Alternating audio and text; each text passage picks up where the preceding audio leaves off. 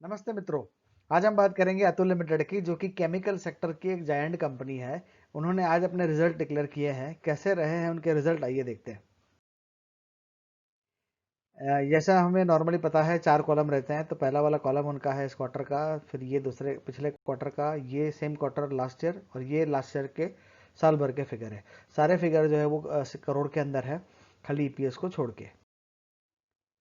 अभी हम बात करते हैं इनके टोटल इनकम की। तो यहाँ पे स्लो डाउन की और कोरोना की इम्पैक्ट साफ दिख रही है इनके रिजल्ट के अंदर, जहाँ पे करीब करीब 30% की गिरावट आई है पिछले क्वार्टर के मुकाबले, और इवन पिछले साल के मुकाबले भी कहता है तो वो 35% के आसपास की है। तो यहाँ पे सीधा इम्पैक्ट उनके बिजनेस पे आता हुआ दिख रहा है। यही कारण रहा कि उनका जो टोटल इनकम है वो 701 करोड़ ही रहा, जो 1000 करोड़ था लास्ट क्वार्टर में और 1050 करोड़ था लास्ट ईयर सेम क्वार्टर में। टोटल एक्सपेंसेस उनके आए हैं 537 करोड़, जो 813 करोड़ थे लास्ट क्वार्टर में, और 833 थे सेम क्वार्टर लास्ट ईयर में। तो यहाँ पे इनकम एक्सपेंसेस में भी थोड़ा हमको दिख रहा है कि वो कम हुआ है, लेकिन जो इनकम में कटौती हुई है वो जो एक्सपेंस की कटौती हुई है उससे ज़्यादा है। तो सीधी बात है कि जो उनका प्रॉफिट जो है आफ्टर टैक्स, जो प्रॉफिट फॉर द पीरियड जो है टैक्स के बाद वाला, वो यही कारण रहा कि ये काफ़ी हद तक कम हो गए, सिर्फ 117 करोड़ पे आ गया। जो 142 करोड़ था पिछले क्वार्टर में, 148 करोड़ था लास्ट ईयर सेम क्वार्टर में। तो 670 का उनका साल भर का प्रॉफिट था टैक्स के बाद का। तो अभी तो ये थोड़ा मुश्किल लग रहा है, अभी जिस तरह से सिचुएशन लग रही है। तो इस बार लग रहा है कि ये जो है इस साल जो है वो करीब करीब वो 500 करोड़ के नीचे ही रहेगा। इसी के चलते उनका फाइनली जो अर्निंग पर शेयर है वो 39.71 आया है, जो 47 था पिछले क्वार्टर में और 1450 के आसपास का था लास्ट ईयर सेम क्वार्टर में। तो जैसा हमने कहा कि उसका जो है ईपीएस भी 224 का रहा है।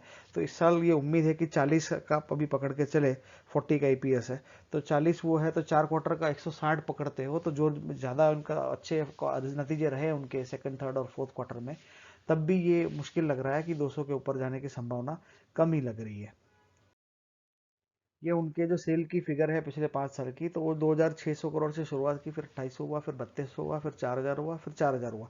तो 19-20 में वो थोड़ा उनका जो है सेल्स में ज़्यादा बढ़ोतरी नहीं आई। तो पिछले साल से ही रिसेशन की इम्पैक्ट, स्लो डाउन तो चल ही रहा था, तो कहीं ना कहीं इनके सेल के फिगर पे भी वो नज़र आ रहा है। लेकिन अच्छी बात यह है कि उन्होंने प्रॉफिट फिर भी बना के रखा हुआ है। नेट प्रॉफिट जो लास्ट में अभी आपको दिख रहा है, 270 करोड़ था 16 में, फिर 318 हुआ, फिर वो मार्च 18 में 277 करोड़ हो गया था। लेकिन 431 करोड़ रहा 19 में, और 665 करोड़, जो कि बहुत ही अच्छा फिगर है, मार्च 2020 में रजिस्टर हुआ है। हालांकि जैसा कि अभी लग रहा है इस साल इसमें गिरावट आएगी। ये जो कंटिन्यूस नेट प्रॉफिट का इंक्रीजिंग का ट्रेंड चल रहा है वो इस साल कम होगा, ऐसा अभी तो लग रहा है।